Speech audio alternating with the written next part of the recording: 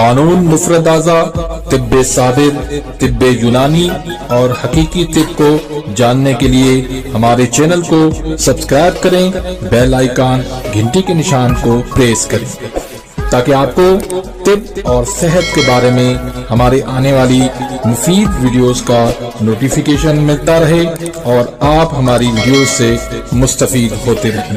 Video پسند آتی ہے تو اس کو لائک کریں اور آگے اپنے دوستوں کے ساتھ اس کو شیئر بھی کرتے رہیں۔ الحمدللہ والصلاة والسلام علی رسول اللہ الکریم، اما بعد فاعوذ باللہ من الشیطان الرجیم، بسم اللہ الرحمن الرحیم۔ محترم ناظرین کرام، محترم بھائیوں اور بہنوں، السلام علیکم ورحمۃ اللہ وبرکاتہ۔ اللہ پاک سے دعا ہے اللہ پاک آپ تمام بھائیوں کی اور تمام بہنوں کی پریشانیاں دور فرمائے اور اللہ پاک آپ کو کامل صحت و تندرستی عطا فرمائے۔ ناظرین، آج ہم ایک نئے ٹاپک کے ساتھ، ایک نئے نسخے کے ساتھ، ایک نئی ویڈیو کے ساتھ حاضر خدمت ہیں۔ آج کا جو ٹاپک ہے وہ ہے مثانے کی کمزوری۔ مثانے کی کمزوری کیا ہوتی ہے، اس کی علامات کیا ہیں اور اس کا درست علاج کیا ہے۔ بہت سارے بھائی اور بہت ساری بہنیں اس مسئلے سے دوچار ہیں کہ ان کو بار بار پیشاب آتا ہے، پیشاب بار بار بھی آتا ہے اور مقدار بھی ان کی پیشاب کی زیادہ ہوتی ہے۔ کچھ لوگوں کو تو شوگر کی وجہ سے پیشاب کی زیادتی ہوتی ہے، پیشاب بار بار آتا ہے، لیکن کچھ لوگوں کو شوگر بھی نہیں ہوتی، اس کے باوجود بھی پیشاب بہت زیادہ آتا ہے، کثرت سے آتا ہے، پیشاب کی مقدار بھی زیادہ ہوتی ہے اور بار بار پیشاب آتا ہے۔ اسی طرح سے بہت سارے بچے ہیں، ان کے ساتھ یہ مسئلہ ہوتا ہے کہ وہ رات کو بستر کے اندر پیشاب کر لیتے ہیں، تو ان کے لیے بھی آج کا نسخہ جو ہے وہ فائدہ مند ہے۔ یا وہ ہمارے بھائی بزرگ جو پروسٹیٹ گلینڈ بڑھ جانے کی وجہ سے، مثانے کے جو غدود ہوتے ہیں ان کے بڑھ جانے کی وجہ سے پیشاب بار بار ان کو آتا ہے، تو ان کے لیے بھی آج کا نسخہ لاجواب ہے۔ اسی طرح سے وہ بھائی جن کو گردوں پہ سوزش ہے، پیشاب کی مقدار جو ہے ان کی کم آتی ہے، تو ان کے لیے بھی یہ نسخہ لاجواب ہے۔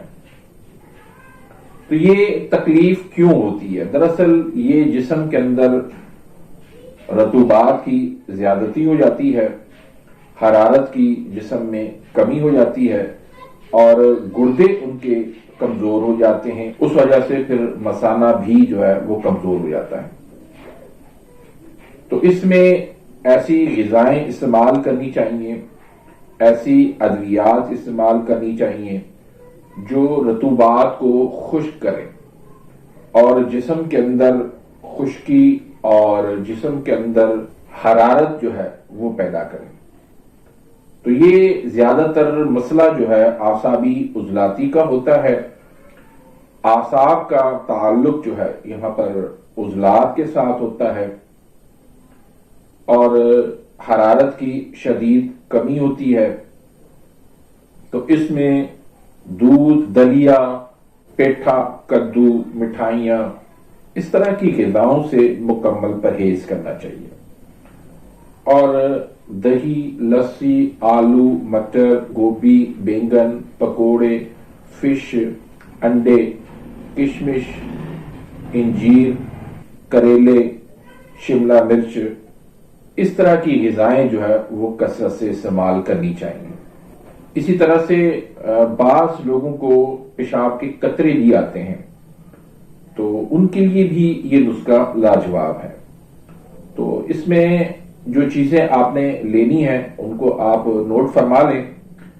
اس میں بکھڑا آپ لے لیں 20 گرام، بڑی الائچی آپ لے لیں 20 گرام، سونٹ آپ لے لیں 20 گرام، تال مکھانا یہ آپ لے لیں 20 گرام، سمندر سکھ یہ آپ لے لیں 20 گرام، تج لے لیں آپ 20 گرام۔ تو ان تمام چیزوں کا آپ نے اچھی طرح سے صفوف بنا لینا ہے، اور صفوف بنا کے پھر آپ نے کیا کرنا ہے کہ 1 چمچ چھوٹی والی چائے والی چمچ وہ آپ نے صبح، اور 1 چھوٹی چمچ جو ہے وہ شام کو تازہ پانی کے ساتھ دینی ہے۔ اور اس میں اگر شوگر ہے بھی وہ بھی استعمال کر سکتا ہے، اور جن کو شوگر نہیں ہے وہ بھی استعمال کر سکتے ہیں۔ یہ تمام چیزیں جو ہے وہ خالص ہونی چاہیے اور اچھی کوالٹی کی ہونی چاہیے، صاف ستھرا کر کے پھر جو ہے ان کو آپ نے پیسنا ہے۔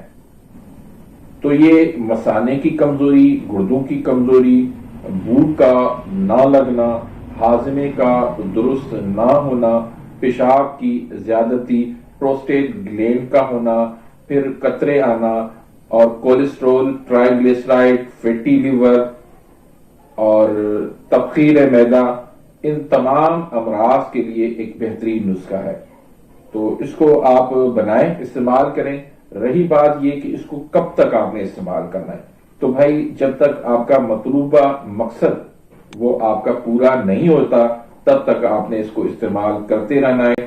انشاءاللہ آپ کو ضرور اس کا فائدہ ہوگا، کوئی بھی اس کا سائیڈ ایفیکٹ نہیں ہے۔ کو استعمال کریں بے فکر ہو کر۔